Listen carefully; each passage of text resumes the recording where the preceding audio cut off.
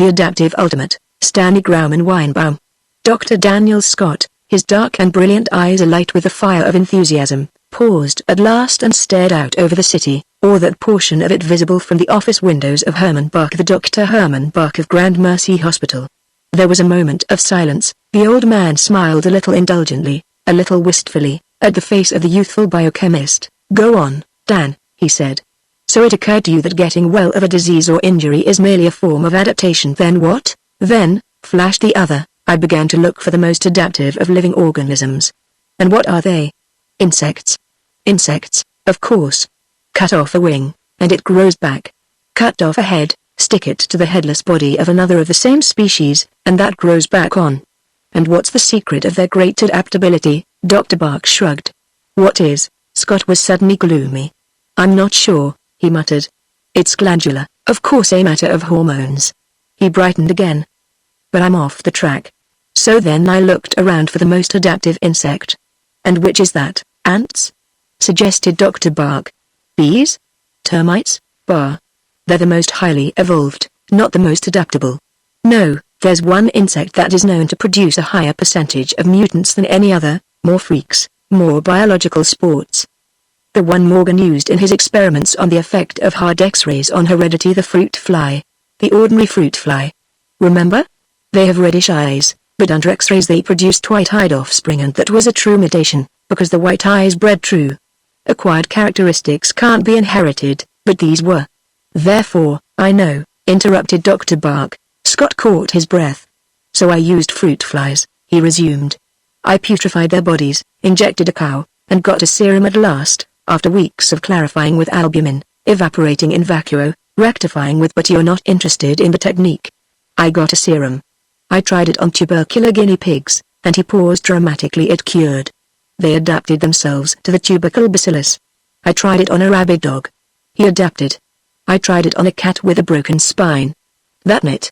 And now, I'm asking you for the chance to try it on a human being." Dr. Bach frowned. "You're not ready," he grunted. "You're not ready by 2 years. Try it on an anthropoid. Then try it on yourself. I can't risk a human life in an experiment that's as raw as this." "Yes, but I haven't got anything that needs curing, and as for an anthropoid, you get the board to allow funds to buy an ape if you can. I've tried. Take it up with the Stoneman Foundation, then, and have Grand Mercy lose the credit. Listen, Dr. Bach, I'm asking for just one chance, a charity case, anything. Charity cases are human beings." The old man scowled down at his hands. "See here, Dan. I shouldn't even offer this much, because it's against all medical ethics, but if I find a hopeless case utterly hopeless, you understand, where the patient himself consents, I'll do it. And that's the final word," Scott groaned. "And try to find a case like that. If the patient's conscious, you think there's hope, and if he isn't, how can he consent? That settles it," but it didn't. Less than a week later, Scott looked suddenly up at the annunciator in the corner of his tiny laboratory. "Dr. Scott," it rasped. "Dr. Scott. Dr. Scott." To Dr. Bach's office, he finished his titration, noted the figures, and hurried out. The old man was pacing the floor nervously as Scott entered. "I've got your case, Dan," he muttered. "It's against all ethics, yet I'll be damned if I can see how you can do this one any harm.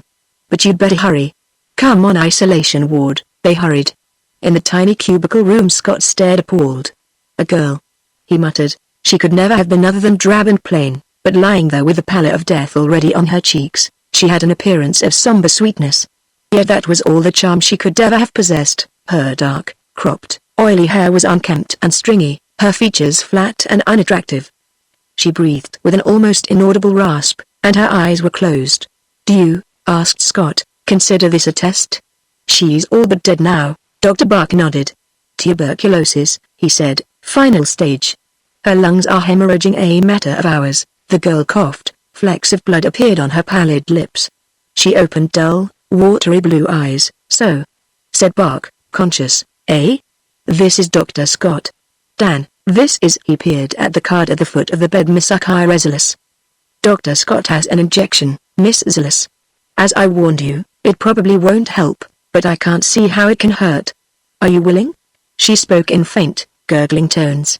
"Sure, I'm through anyway. What's the odds?" "All right. Got the hypo, Dan?" Bark took the tube of water-clear serum. Any particular point of injection? No? Give me the cubital, then. He thrust the needle into the girl's arm. Dan noted that she did not even wince at the bite of the steel point, but lay stoical and passive as 30 cc of liquid flowed into her veins. She coughed again, then closed her eyes. Come out of here, ordered Bark gruffly, as they moved into the hall. I'm damned if I like this. I feel like a dirty dog. He seemed to feel less canine, however, the following day. That Zilla's case is still alive, he reported to Scott. If I dared trust my eyes, I'd say she's improved a little. A very little. I'd still call it hopeless, but the following day Scott found himself seated in his office with a puzzled expression in his old grey eyes. Zilla's is better, he muttered. No question of it. But you keep your head, Dan. Such miracles have happened before, and without serums. You wait until we've had her under long observation. By the end of the week it became evident that the observation was not to be long. Kyra Zilla's flourished under their gaze like some swift-blooming tropical weed. Queerly, she lost none of her pallor, but flesh softened the angular features, and a trace of light grew in her eyes. The spots on her lungs are going, muttered Bark. She's stopped coughing, and there's no sign of bugs in her culture. But the queerest thing, Dan and I can't figure it out, either is the way she reacts to abrasions and skin punctures. Yesterday I took a blood specimen for a Wasserman, and this sounds utterly mad. The puncture closed almost before I had a CC closed and healed. And in another week, Dan, I can't see any reason for keeping Kyra here. She's well. Yet I want her where we can keep her under observation. There's a queer mystery about this serum of yours. And besides, I hate to turn her out to the sort of life that brought her here. What did she do? Sewed. Piecework in some sweatshop, when she could work at all. Drab, ugly, uneducated girl. But there's something appealing about her. She adapts quickly. Scott gave him a strange look. Yes, he said, she adapts quickly. So, resumed Bark, it occurred to me that she could stay at my place. We could keep her under observation, you see, and she could help the housekeeper. I'm interested, damn interested.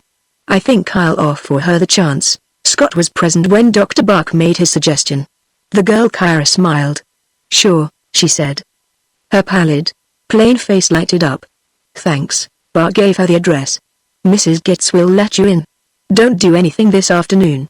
In fact, it might not hurt you to simply walk in the park for a few hours. Scott watched the girl as she walked down the hall toward the elevator. She had filled out, but she was still spare to the point of emaciation, and her worn black suit hung on her as if it were on a frame of sticks. As she disappeared, he moved thoughtfully about his duties, and a quarter-hour later descended to his laboratory. On the first floor, turmoil met him. 2 officers were carrying in the body of a nondescript old man, whose head was a bloody ruin. There was a babble of excited voices, and he saw a crowd on the steps outside. What's up? He called. Accident, accident, snapped an officer. Murder, you mean? Woman steps up to this old guy, picks a hefty stone from the park border, slugs him, and takes his wallet. Just like that, Scott peered out of the window.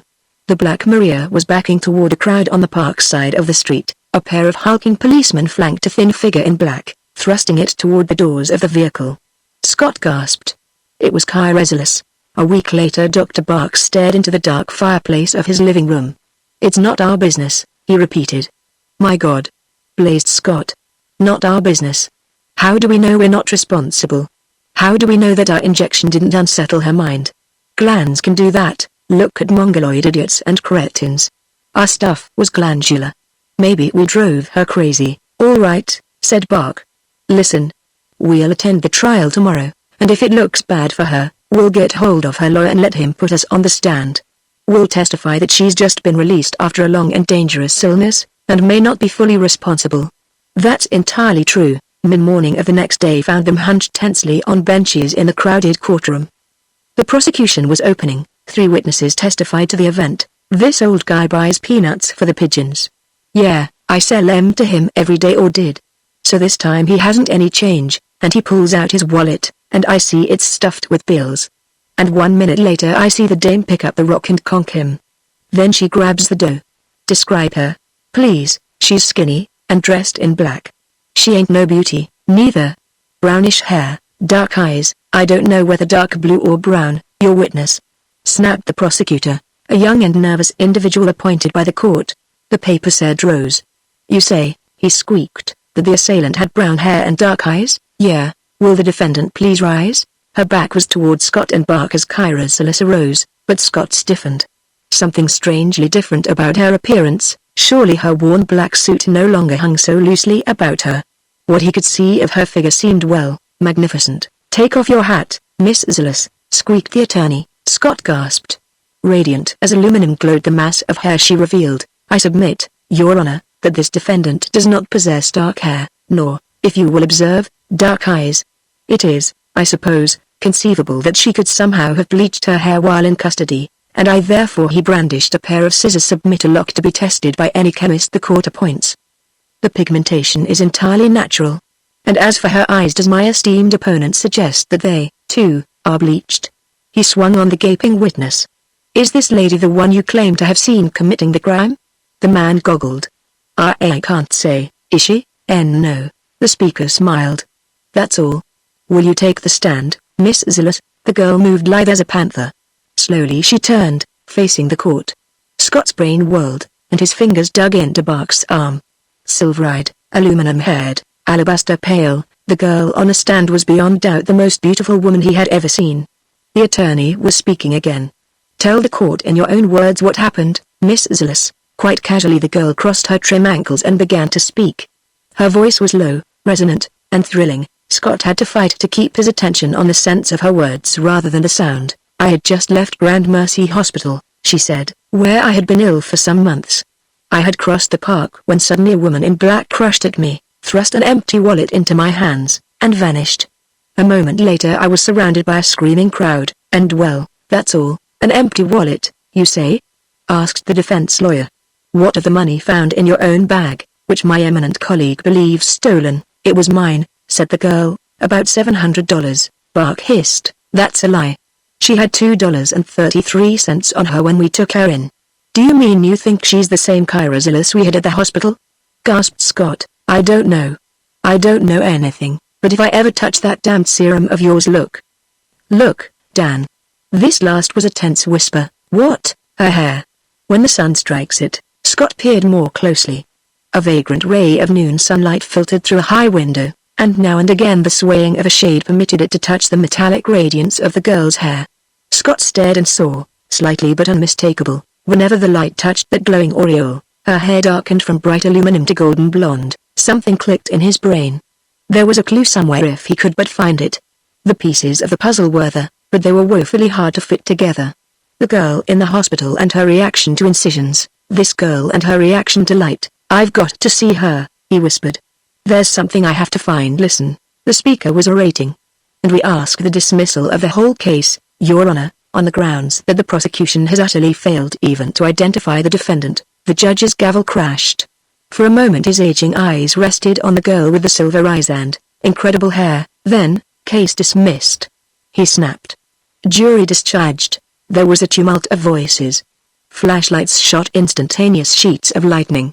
The girl on a witness stand rose with perfect poise, smiled with lovely, innocent lips, and moved away. Scott waited until she passed close at hand, then, Miss Silas, he called. She paused. Her strange silver eyes lighted with unmistakable recognition. Dr. Scott, said the voice of tinkling metal. And Dr. Bark, she was, then. She was the same girl. This was the drab sloven of the isolation ward, this weirdly beautiful creature of exotic coloring. Staring, Scott could trace now the very identity of her features, but changed as by a miracle. He pushed through the mob of photographers, pressmen, and curiosity seekers. Have you a place to stay? He asked. Dr. Bark's office still stands, she smiled. I am very grateful, she murmured, and then, to the crowd of reporters. The doctor is an old friend of mine. She was completely at ease, unruffled, poised. Something caught Scott's eye, and he purchased a paper, glancing quickly at the photograph, the one taken at the moment the girl had removed her hat. He started, her hair showed raven black. There was a comment below the picture, too, to the effect that her striking hair photographs much darker than it appears to the eye. He frowned. This way, he said to the girl, then goggled in surprise again. For in the broad light of noon her complexion was no longer the white of alabaster, it was creamy tan, the skin of one exposed to long hours of sunlight. Her eyes were deep violet, and her hair, that tiny wisp unconcealed by her hat, was as black as the basalt columns of hell. Kyra had insisted on stopping to purchase a substitute for the worn black suit, and had ended by acquiring an entire outfit. She sat now curled in the deep davenport before the fireplace in Dr. Buck's library, sheathed in silken black from her white throat to the tiny black pumps on her feet. She was almost unearthly in her weird beauty, with her aluminum hair, silver eyes, and marble pale skin against the jet silk covering. She gazed innocently at Scott. "But why shouldn't I?" she asked. "The court returned my money. I can buy what I please with it." "Your money?" he muttered. "You had less than $3 when you left the hospital." "But this is mine now, Kyra," he said abruptly. "Where did you get that money?" Her face was saint-like in its purity. "From the old man. You did murder him." "Why, of course I did," he choked. "My lord," he gasped. "Don't you realize we'll have to tell?" She shook her head, smiling gently from one to the other of them. "No, Dan. You won't tell, for it wouldn't do any good. I can't be tried twice for the same crime. Not in America." "But why, Kyra? Why would you have me resume the life that sent me into your hands?" "I needed money. Money was there, I took it. But murder, it was the most direct way." "Not if you happened to be punished for it," he returned grimly. "But I wasn't," she reminded him gently. He groaned. "Kyra," he said, shifting the subject suddenly, "why do your eyes and skin and hair darken in sunlight or when exposed to flashlight?" She smiled. "Do they?" she asked. "I hadn't noticed." She yawned, stretched her arms above her head and her slim legs before her. "I think I shall sleep now," she announced. She swept her magnificent eyes over them, rose, and disappeared into the room Dr. Buck had given her his own. Scott faced the older man, his features working in emotion. "Do you see?" he hissed. "Good Lord, do you see? Do you, Dan? Part of it. Part of it, anyway, and I see part as well." "Well," said Scott, "here it is as I see it. That serum, that accursed serum of mine, has somehow accentuated this girl's adaptability to an impossible degree. What is it that differentiates life from non-living matter? Two things, irritation and adaptation. Life adapts itself to its environment, and the greater the adaptability, the more successful the organism. Now," he proceeded, "all human beings show a very considerable adaptivity. When we expose ourselves to sunlight, our skin shows pigmentation, wheat tan. That's adaptation to an environment containing sunlight. When a man loses his right hand, he learns to use his left. That's another adaptation. When a person's skin is punctured, it heals and rebuilds, and that's another angle of the same thing. Sunny regions produce dark-skinned, dark-haired people, northern lands produce blondes, and that's adaptation again. So what's happened to Kyra Silas, by some mad twist I don't understand, is that her adaptive powers have been increased to an extreme. She adapts instantly to her environment. When sun strikes her, she tans at once, and in shade she fades immediately. In sunlight her hair and eyes are those of a tropical race, in shadow, those of a northerner. And good Lord, I see it now. When she was faced with danger there in the courtroom, faced by a jury and judge who were men, she adapted to that. She met that danger, not only by changed appearance, but by a beauty so great, that she couldn't have been convicted." He paused. "But how? How?" "Perhaps medicine can tell how," said Buck. "Undoubtedly man is the creature of his glands. The differences between races white, red, black, yellow is doubtless glandular. And perhaps the most effective agent of adaptation is the human brain and neural system, which in itself is controlled partly by a little greasy mass on the floor of the brain's third ventricle, before the cerebellum, and supposed by the ancients to be the seat of the soul. I mean, of course, the pineal gland. I suspect that what your serum contains is the long-sought hormone pinealin, and that it has caused hypertrophy of Kyra's pineal gland. And Dan, do you realize that if her adaptability is perfect, she's not only invincible, but invulnerable?" "That's true," gulped Scott. "Why, she couldn't be electrocuted, because she'd adapt instantly to an environment containing an electric current, and she couldn't be killed by a shot, because she'd adapt to that as quickly as to your needle pricks. And poison, but there must be a limit somewhere." "There doubtless is," observed Buck. "I hardly believe she could adapt herself to an environment containing a 50-ton locomotive passing over her body. And yet there's an important point we haven't considered.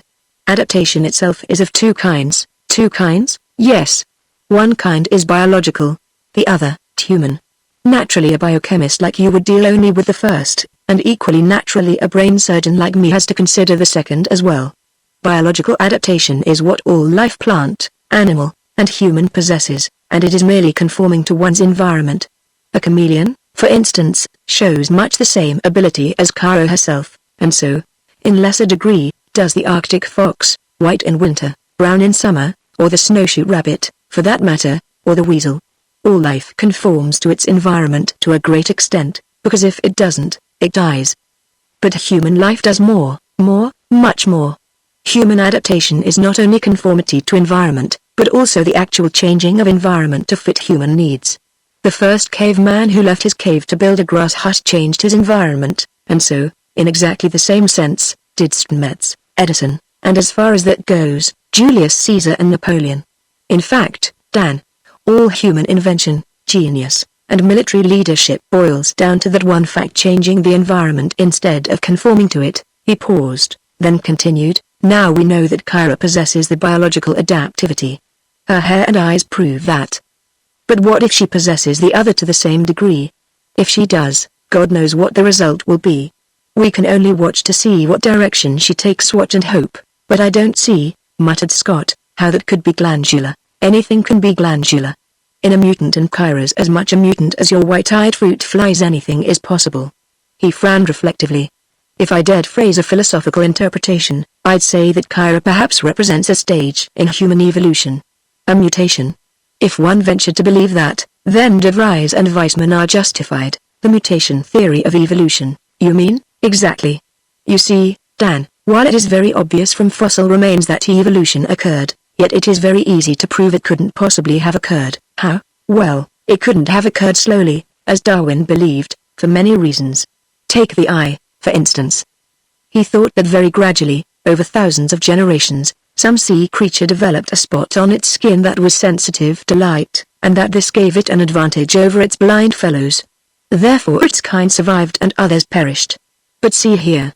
If this eye developed slowly, why did the very first ones, the ones that couldn't yet see, have any better chance than the others? And take a wing. What good is a wing until you can fly with it? Just because a jumping lizard had a tiny fold of skin between foreleg and breast wouldn't mean that that lizard could survive where others died. What kept the wing developing to a point where it could actually have value? What did? De Vries and Weissman say nothing did. They answer that evolution must have progressed in jumps, so that when the eye appeared, it was already efficient enough to have survival value, and likewise the wing. Those jumps they named mutations. And in that sense, Dan, Kyra's a mutation, a jump from the human to something else. Perhaps the superhuman. Scott shook his head in perplexity. He was thoroughly puzzled, completely baffled, and more than a little unnerved. In a few moments more he bade Bach good night, wandered home, and lay for hours in sleepless thought. The next day Bach managed a leave of absence for both of them from Grand Mercy, and Scott moved in. This was in part simply out of his fascinated interest in the case of Kyra Silas, but in part it was altruistic. She had confessedly murdered one man. It occurred to Scott that she might with no more compunction murder Dr. Bach, and he meant to be at hand to prevent it. He had been in her company no more than a few hours before Bach's words on evolution and mutations took on new meaning. It was not only Kyra's chameleon-like coloring, nor her strangely pure and saint-like features, nor even her incredible beauty. There was something more. He could not at once identify it, but decidedly the girl Kyra was not quite human. The event that impressed this on him occurred in the late afternoon. Bach was away somewhere on personal business, and Scott had been questioning the girl about her own impressions of her experience. "But don't you know you've changed?" he asked. "Can't you see the difference in yourself? Not I, it is the world that has changed. But your hair was black.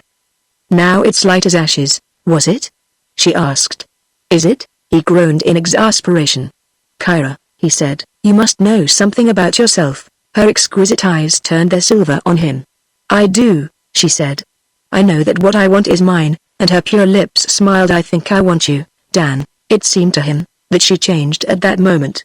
Her beauty was not quite as it had been, but somehow more wildly intoxicating than before. He realized what it meant. Her environment now contained a man she loved, or thought she loved, and she was adapting to that, too. She was becoming, he shivered, slightly irresistible. Bach must have realized the situation, but he said nothing. As for Scott, it was sheer torture, for he realized only too well that the girl he loved was a freak, a biological sport, and worse than that, a cold murderess and a creature not exactly a human. Yet for the next several days things went smoothly. Kyra slipped easily into the routine. she was ever a willing subject for their inquiries and investigations. Then Scott had an idea. He produced one of the guinea pigs that he had injected, and they found that the creature evinced the same reaction as Kyra to cuts. They killed the thing by literally cutting it in half with an axe, and Bark examined its brain. Right, he said at last. It's hypertrophy of the pineal. He stared intently at Scott. Suppose, he said, that we could reach Kyra's pineal and correct the hypertrophy. Do you suppose that might return her to normal? Scott suppressed a pang of fear. But why? She can't do any harm as long as we guard her here. Why do we have to gamble with her life like that? Bark laughed shortly. For the first time in my life I'm glad I'm an old man, he said. Don't you see we have to do something? She's a menace. She's dangerous. Heaven only knows how dangerous. We'll have to try. Scott groaned and assented. An hour later, under the pretext of experiment, he watched the old man inject 5 grains of morphia into the girl's arm, watched her frown and blink and adjust. The drug was powerless. It was at night that Bark got his next idea. Ethyl chloride, he whispered. The instantaneous anesthetic. Perhaps she can't adjust to lack of oxygen. We'll try. Kyra was asleep. Silently, carefully, the two crept in, and Scott stared down in utter fascination at the weird beauty of her features, paler than ever in the faint light of midnight. Carefully, so carefully, Bark held the cone above her sleeping face. Drop by drop he poured the volatile, sweet-scented liquid into it. Minutes passed. That should anesthetize an elephant, he whispered at last, and jammed the cone full upon her face. She awoke. Fingers like slim steel rods closed on his wrist, forcing his hand away. Scott seized the cone, and her hand clutched his wrist as well, and he felt the strength of her grasp. Stupid, she said quietly, sitting erect. This is quite useless. Look. She snatched a paper knife from the table beside the bed. She bared her pale throat to the moonlight, and then, suddenly, drove the knife to its hilt into her bosom. Scott gulped in horror as she withdrew it. A single spot of blood showed on her flesh. She wiped it away, and displayed her skin, pale, unscarred, beautiful. Go away, she said softly, and they departed. The next day she made no reference to the incident. Scott and Bark spent a worried morning in the laboratory, doing no work, but simply talking. It was a mistake, for when they returned to the library, she was gone, having, according to Mrs. Getz, simply strolled out of the door and away. A hectic and hasty search of the adjacent blocks brought no sign of her. At dusk she was back, pausing hatless in the doorway to permit Scott, who was there alone, to watch the miraculous change as she passed from sunset to chamber, and her hair faded from mahogany to aluminum. Hello, she said smiling. I killed a child. What? My lord, Kyra, it was an accident. Surely you don't feel that I should be punished for an accident, Dan, do you? He was staring in utter horror. How? Oh, I decided to walk a bit. After a block or two, it occurred to me that I should like to ride. There was a car parked there with the keys in it, and the driver was talking on the sidewalk, so I slipped in, started it, and drove away. Naturally I drove rather fast, since he was shouting, and at the second corner I hit a little boy. And you didn't stop? Of course not. I drove around the corner, turned another corner or two, and then parked the car and walked back. The boy was gone, but the crowd was still there. Not one of them noticed me. She smiled her saint-like smile. We're quite safe. They can't possibly trace me. Scott dropped his head on his hands and groaned. I don't know what to do, he muttered. Kyra, you're going to have to report this to the police, but it was an accident, she said gently, her luminous silver eyes pityingly on Scott. No matter. You'll have to. She placed her white hand on his head. Perhaps tomorrow, she said.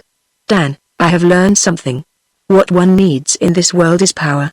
As long as there are people in the world with more power than I run afoul of them. They keep trying to punish me with their laws, and why? Their laws are not for me. They cannot punish me. He did not answer. Therefore, she said softly, tomorrow I go out of here to seek power. I will be more powerful than any laws. That shocked him to action. Kyra, he cried. You're not to try to leave here again. He gripped her shoulders. Promise me. Swear that you'll not step beyond the door without me. Why, if you wish, she said quietly. But swear it. Swear it by everything sacred. Her silver eyes looked steadily into his from a face like that of a marble angel. I swear it, she murmured. By anything you name, I swear it, Dan. And in the morning she was gone, taking what cash and bills had been in Scott's wallet, and in Bark's as well. And, they discovered later, In Mrs. Gitz's also, but if you could have seen her," muttered Scott. "She looked straight into my eyes and promised, and her face was pure as a Madonna's." "I can't believe she was lying." "The lie is an adaptive mechanism," said Bach, "deserves more attention than it has received. Probably the original liars are those plants and animals that use protective mimicry, harmless snakes imitating poisonous ones, stingless flies that look like bees. Those are living lies, but she couldn't. She has, however. What you've told me about her desire for power is proof enough. She's entered the second adaptive phase, that of adapting her environment to herself instead of herself to her environment. How far will her madness or her genius carry her?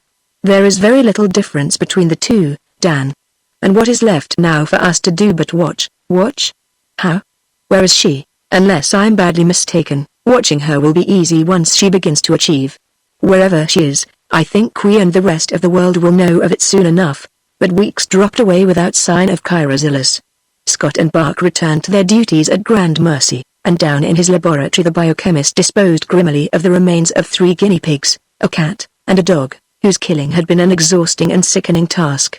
In the crematory as well went a tube of water-clear serum. Then one day the annunciator summoned him to Bach's office, where he found the old man hunched over a copy of the Post record. "Look here," he said, indicating a political gossip column called Worlds of Washington. Scott read, and the surprise of the evening was the soy-distant confirmed bachelor of the cabinet, upright John Callan, who fluttered none other than a gorgeous Kyrosilis, the lady who affects a dark wig by day and a white by night. Some of us remember her as the acquittee of a murder trial. Scott looked up. Callan, eh? Secretary of the Treasury, no less. When she said power she meant power, apparently. But will she stop there? Mused Bach gloomily. I have a premonition that she's just beginning. Well, actually, how far can a woman go? The old man looked at him. A woman? This is Kyrosilis, Dan. Don't set your limits yet. There will be more of her. Bach was right. Her name began to appear with increasing frequency, first in social connections, then with veiled references to secret intrigues and influences. Thus, whom do the press boys mean by the 10th cabinet? Or later, why not a secretary of personal relations? She has the powers, give her the name. And still later, one has to go back to Egypt for another instance of a country whose exchequer was run by a woman. And Cleopatra busted that one. Scott grinned a little ruefully to himself as he realized that the thrusts were becoming more indirect, as if the press itself were beginning to grow cautious. It was a sign of increasing power, for nowhere are people as sensitive to such trends as among the Washington correspondents. Kyra's appearance in the public prints began to be more largely restrained to purely social affairs, and usually in connection with John Callan, the 45-year-old bachelor secretary of the Treasury. Waking or sleeping, Scott never for a moment quite forgot her, for there was something mystical about her, whether she were mad or a woman of genius, whether freak or superwoman. The only thing he did forget was a thin girl with drab features and greasy black hair who had lain on a pallet in the isolation ward and coughed up flecks of blood. It was no surprise to either Scott or Dr. Bach to return one evening to Bach's residence for a few hours' conversation, and find there, seated as comfortably as if she had never left it, Kyrosilis. Outwardly she had changed but little. Scott gazed once more in fascination on her incredible hair and wide, innocent silver eyes. She was smoking a cigarette, and she exhaled a long, blue plume of smoke and smiled up at him. He hardened himself. "Nice of you to honor us," he said coldly. "What's the reason for this visit? Did you run out of money?" "Money? Of course not. How could I run out of money? You couldn't, not as long as you replenished your funds the way you did when you left." "Oh, that," she said contemptuously. She opened her handbag, indicating a green mass of bills. "I'll give that back, Dan."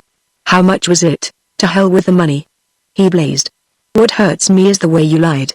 Staring into my eyes as innocent as a baby, and lying all the time. Was I?" she asked. "I won't lie to you again, Dan. I promise." "I don't believe you," he said bitterly. "Tell us what you're doing here, then. I wanted to see you." "I haven't forgotten what I said to you, Dan."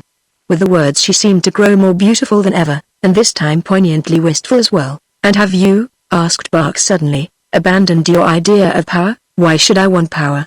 she rejoined innocently, flashing her magnificent eyes to him. "But you said," began Scott impatiently, "that you..." "Did I?" There was a ghost of a smile on her perfect lips. "I won't lie to you, Dan," she went on, laughing a little. "If I want power, it is mine for the taking, more power than you dream." "Through John Callan?" he rasped. He offers a simple way, she said impassively. Suppose, for instance, that in a day or so he were to issue a statement, a supremely insulting statement about the war debts. The administration couldn't afford to reprimand him openly, because most of the voters feel that a supremely insulting statement is called for. And if it were insulting enough, and I assure you it would be, you would see the animosity of Europe directed westward. Now, if the statement were one that no national government could ignore and yet keep its dignity in the eyes of its people, it would provoke counter-insults. And there are 3 nations, you know their names as well as I, who await only such a diversion of interest. Don't you see? She frowned. How stupid you both are, she murmured, and then, stretching her glorious figure and yawning, I wonder what sort of empress I would make. A good one, doubtless. But Scott was aghast. Kyra, do you mean you'd urge Callan into such a colossal blunder as that? Urge him? She echoed contemptuously. I'd force him. Do you mean you'd do it? I haven't said so, she smiled. She yawned again, and snapped her cigarette into the dark fireplace. I'll stay here a day or 2, she added pleasantly, rising. Good night. Scott faced Dr. Buck as she vanished into the old man's chamber. Damn her, he grated, his lips white. If I believed she meant all of that, you'd better believe it, said Buck. Empress, eh? Empress of what? Of the world, perhaps. You can't set limits to madness or genius. We've got to stop her. How? We can't keep her locked up here. In the first place, she'd doubtless develop strength enough in her wrists to break the locks on the doors, and if she didn't, all she'd need to do is shout for help from a window. We can have her adjudged insane, flared Scott.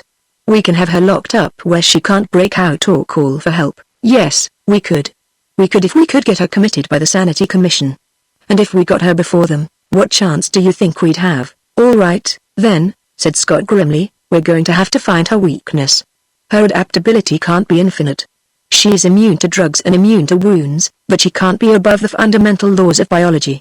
What we have to do is to find the law we need. You find it then, said Buck gloomily, but we've got to do something. At least we can warn people, he broke off, realizing the utter absurdity of the idea. Warn people? Scoffed Buck. Against what? We'll be the ones to go before the Sanity Commission then. Callan would ignore us with dignity, and Kyra would laugh her pretty little laugh of contempt, and that would be that. Scott shrugged helplessly. I'm staying here tonight, he said. At least we can talk to her again tomorrow, if she's still here, remarked Buck ironically, but she was. She came out as Scott was reading the morning papers alone in the library, and sat silently opposite him, garbed in black silk lounging pajamas against which her alabaster skin and incredible hair glowed in startling contrast. He watched skin and hair turn faintly golden as the morning sun lightened the chamber. Somehow it angered him that she should be so beautiful and at the same time deadly with an inhuman deadliness. He spoke first. You haven't committed any murders since our last meeting, I hope. He said it spitefully, viciously. She was quite indifferent. Why should I? It has not been necessary, you know, Kyra, he said evenly, that you ought to be killed, but not by you, Dan. You love me. He said nothing. The fact was too obvious to deny. Dan, she said softly, if you only had my courage, there is no height we might not reach together. No height if you had the courage to try. That is why I came back here. But she shrugged. I go back to Washington tomorrow. Later in the day Scott got Buck alone. She's going tomorrow, he said tensely. Whatever we can do has to be done tonight. The old man gestured helplessly. What can we do? Can you think of any law that limits adaptability? No. But he paused suddenly. By heaven, he cried. I can. I've got it. What? The law. A fundamental biological law that must be Kyra's weakness. But what? This. No organism can live in its own waste products. Its own waste is poison to any living thing. But, listen. Carbon dioxide is a human waste product. Kyra can't adapt to an atmosphere of carbon dioxide. Buck stared. By heaven, he cried. But even if you're right, how? Wait a minute. You can get a couple of cylinders of carbonic acid gas from Grand Mercy. Can you think of any way of getting the gas into her room? Why, this is an old house. There's a hole from her room to the one I'm using, where the radiator connection goes through. It's not tight. We could get a rubber tube past the pipe. Good. But the windows. She'll have the windows open. Never mind that, said Scott. See that they're soaked so they'll close easily, that's all. But even if it works, what good, Dan? You don't mean to kill her? He shook his head. I couldn't. he whispered. But once she's helpless, once she's overcome, if she is, you'll operate. That operation on the pineal you suggested before. And may heaven forgive me. Scott suffered the tortures of the damned that evening. Kyra was, if possible, lovelier than ever, and for the first time she seemed to exert herself to be charming. Her conversation was literally brilliant. She sparkled, and over Scott found himself so fascinated that the thought of the treachery he planned was an excruciating pain. It seemed almost a blasphemy to attempt violence against one whose outward appearance was so pure, so innocent, so saint-like, but she isn't quite human. He told himself. She's not an angel but a female demon, what were they called? An incubus. Despite himself, when at last Kyra yawned luxuriously and dropped her dainty feet to the floor to depart, he pleaded for a few moments more. But it's early, he said, and tomorrow you leave. I will return, Dan. This is not the end for us, I hope not, he muttered miserably, watching the door of her room as it clicked shut. He gazed at Bach. The older man, after a moment's silence, whispered, "It is likely that she sleeps almost at once. That's also a matter of adaptability." In tense silence they watched the thin line of light below the closed door.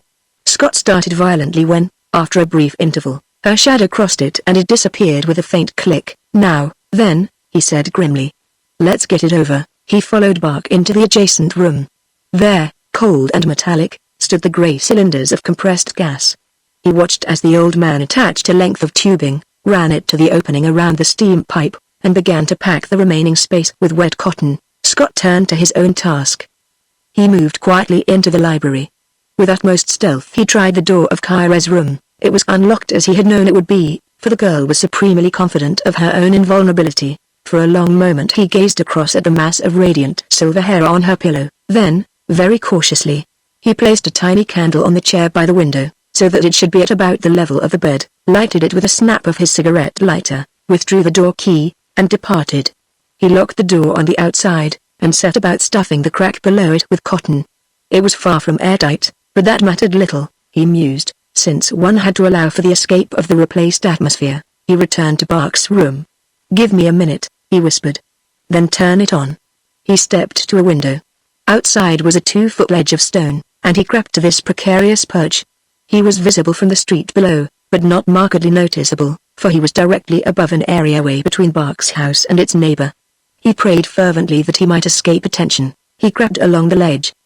The 2 windows of Kyra's chamber were wide, but Bach had done his work.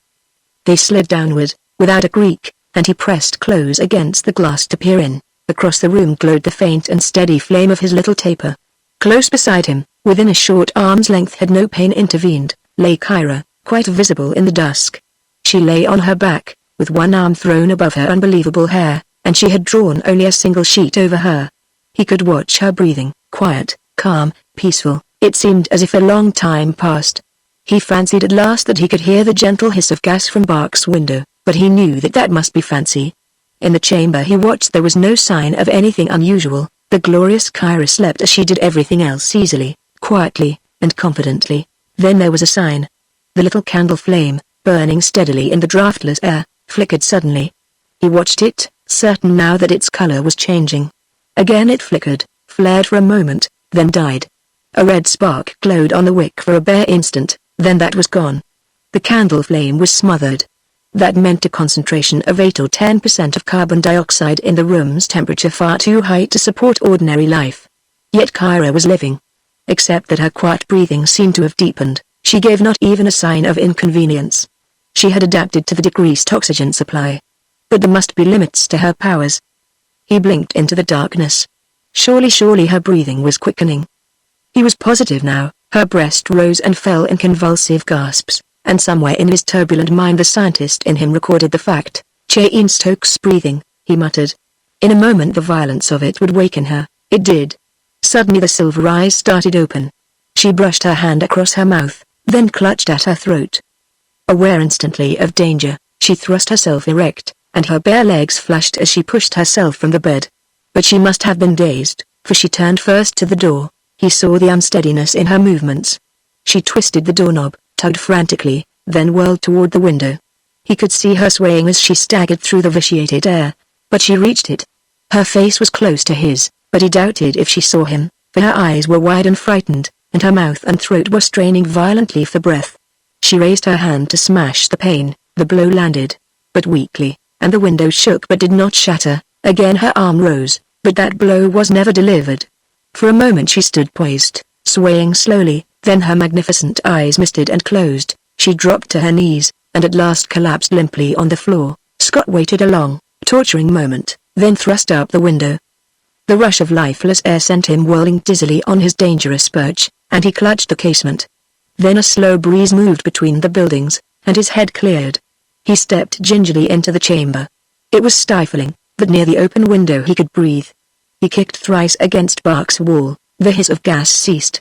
He gathered Kyra's form in his arms, waited until he heard the key turn, then dashed across the room and into the library. Bach stared as if fascinated at the pure features of the girl. "A goddess overcome," he said. "There is something sinful about our part in this. Be quick," snapped Scott. "She's unconscious, not anesthetized. God knows how quickly she'll readjust," but she had not yet recovered when Scott laid her on the operating table in Bach's office, and drew the straps about her arms and body and slim bare legs. He looked down on her still, white face and bright hair, and he felt his heart contract with pain to see them darken ever so faintly and beautifully under the brilliant operating light, rich in actinic rays. "You were right," he whispered to the unhearing girl. "Had I your courage there is nothing we might not have attained together." Bach spoke briskly. "Nasal?" he asked. "Or shall I trephine her?" "Nasal, but I should like a chance to observe the pineal gland. This case is unique, and, nasal," blazed Scott. "I won't have her scarred." Bach sighed and began. Scott, despite his long hospital experience, found himself quite unable to watch this operation. He passed the old man his instruments as needed, but kept his eyes averted from the girl's passive and lovely face. "So," said Bach at last, "it is done." For the first time he himself had a moment's leisure to survey Kyra's features. Bach started violently. Gone was the exquisite aluminum hair, replaced by the stringy, dark, and oily locks of the girl in the hospital. He pried open her eye, silver no longer, but pallid blue. Of all her loveliness, there remained what? A trace, perhaps, a trace in the saint-like purity of her pale face, and in the molding of her features. But a flame had died. She was a goddess no longer, but a mortal human being. The superwoman had become no more than a suffering girl. An ejaculation had almost burst from his lips when Scott's voice stopped him. "How beautiful she is," he whispered. Bach stared. He realized suddenly that Scott was not seeing her as she was, but as she once had been. To his eyes, colored by love, she was still Kyra the Magnificent.